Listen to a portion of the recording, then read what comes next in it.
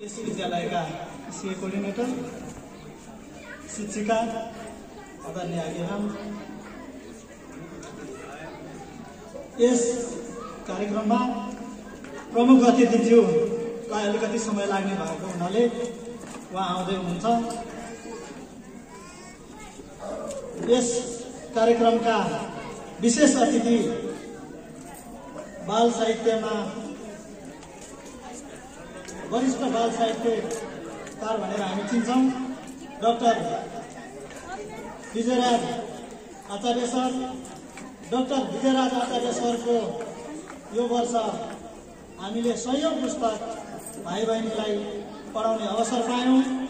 यसका लागि सरलाई बीएस पब्लिकेसनलाई धन्यवाद ज्ञापन गर्न चाहन्छु।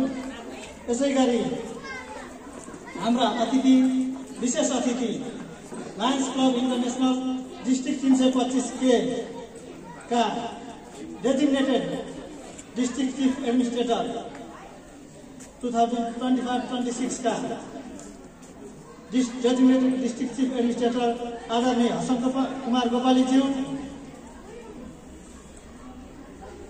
बीएस पब्लिकेशन का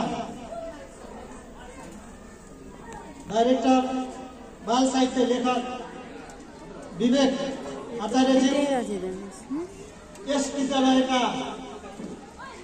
advisory board member Subhash Shrestha ji, मेरा सहकर्मी साथीहरू र उपस्थित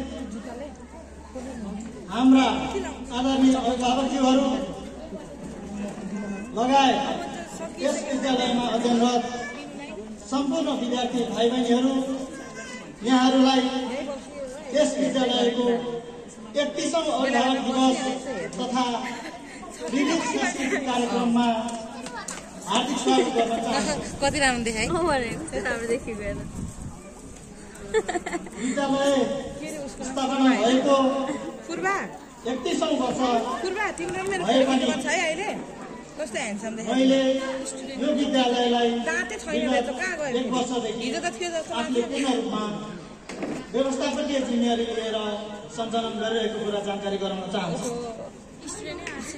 विद्यालयले अबका दिनहरूमा भाइ बहिनीहरूलाई, हाम्रा नानी बाबुहरूलाई, हाम्रा छोराछोरीहरूलाई सिक्न पर्ने कुराको केही पनि बाउन्ड्री नहोस् भन्ने त्यो अभिप्रायले हामीले विशेषतः विद्यालय पढ्ने ठाउँ, अध्ययन गर्ने ठाउँ, अनुशासन सिक्ने ठाउँ या भनौँ सर्वाङ्गीण विकास हुने ठाउँ, यो हिसाबले विद्यार्थीलाई कोर्स किताब मात्र होइन, हामी एक्स्ट्रा किताब पनि पढाउनु पर्छ भन्ने हिसाबले हामीले बीएस पब्लिकेसनलाई हाम्रो एजुकेसनल पार्टनरको रूपमा लिएका छौं र भोलिका दिनहरूमा पनि आदरणीय डाक्टर साहब विजयराज आचार्य सरको, विवेक सरको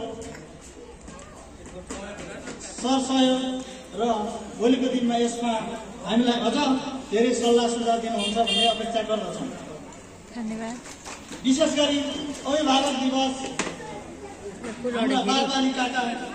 बालबालिका र हाम्रो प्यारेन्ट्सहरूको भाग हुनाले यो कार्यक्रमलाई धेरै नलम्ब्याइकन अब म हाम्रो एजुकेसनल पार्टनरहरू DG school, BS publication, Lavanya international, इज्यूले लगायत सम्पूर्ण एजुकेसनल पार्टनरहरूलाई धन्यवाद दिँदै यहाँ उपस्थित हुनुभएका सम्पूर्ण महानुभावहरूलाई पुनः स्वागत गर्दै हार्दिक स्वागत गर्न चाहन्छु। स्वागतम, स्वागतम, सुस्वागतम।